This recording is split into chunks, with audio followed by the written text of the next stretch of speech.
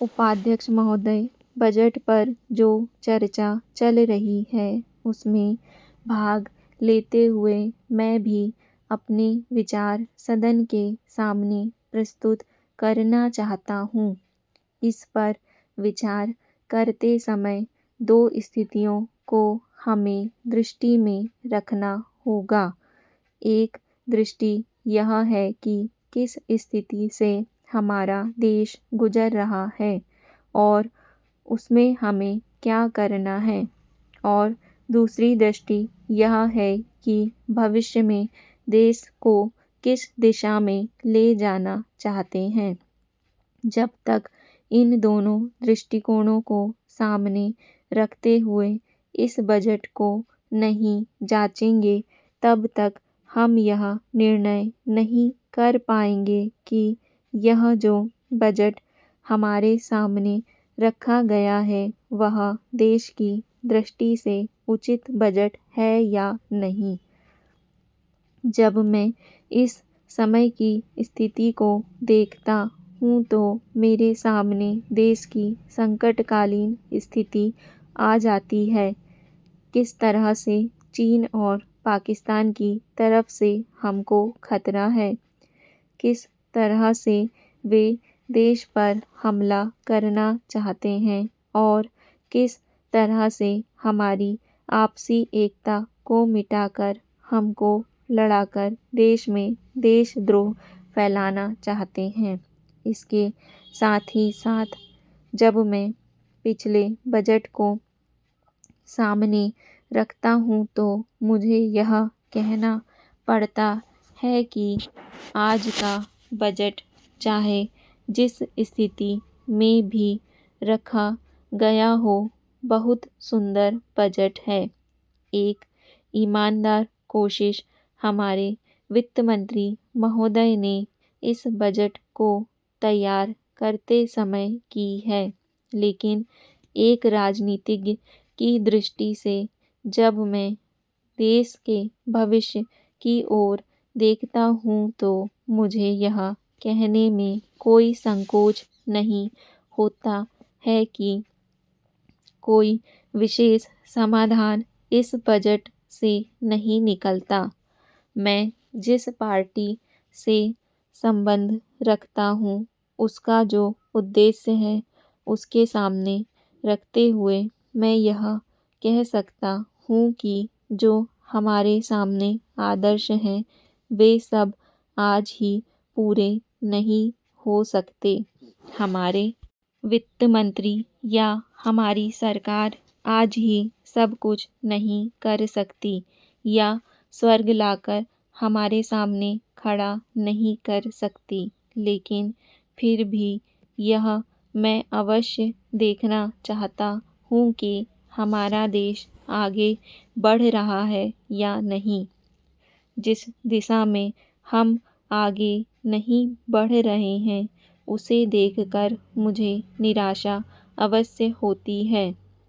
जो प्रस्ताव कांग्रेस अधिवेशन में पास हुआ उसके मूलभूत विचार मैं आपके सामने रखना चाहता हूँ। वहाँ हमने यह निश्चय किया था कि वर्तमान पंचवर्षीय योजना खत्म होने तक देश की जनता की ज़रूरत की चीज़ें पूरी कर दी जाएंगी।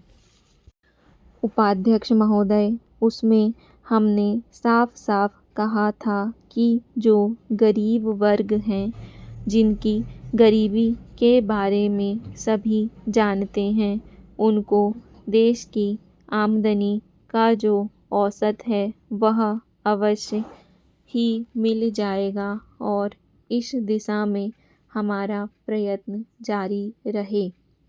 हमारा जो बजट है उसको जब तक अपनी आर्थिक व्यवस्था या अपने विचारों के अनुसार नहीं आंकेंगे तब तक उस ध्येय की पूर्ति नहीं हो सकती। यदि इस दृष्टि से अपने बजट को देखते हैं तो हम इसे ना अधिक और ना कम नंबर दे सकते हैं। मेरी प्रार्थना यह है कि सरकारी या सरकार जिन संस्थाओं को सहयोग देती है उन्हें आदेश दिया जाए कि वे देश की उन्नति का विचार करें, परंतु खाने की पुष्टि देकर नहीं। यह कार्य शीघ्र से शीघ्र होना चाहिए।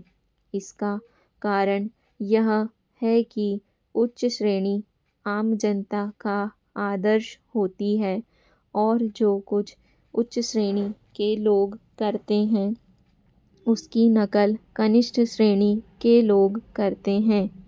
इसलिए यह काम पहले उच्च श्रेणी पर हो जाए तो आम जनता पर उसका प्रभाव अवश्य गहरा पड़ेगा। सप्ताह में 2 बार भोजन छोड़ने का जो मेरा सुझाव है, इससे न केवल अनाज, वरण, ईंधन, तेल, कोयला आदि सब की बचत होगी। भोजन छोड़ने के अलावा अन्न बचाने का और भी एक तरीका है। वह भी सामूहिक सामाजिक श्रेणी पर किया जा सकता है। जानते हैं कि इस देश में 10% अन्न औस कौन खराब करता है? कीड़े, पंछी, बंदर और बोरियां ठीक ना होने से अनाज गिर जाता है और मिट्टी में मिल जाता है।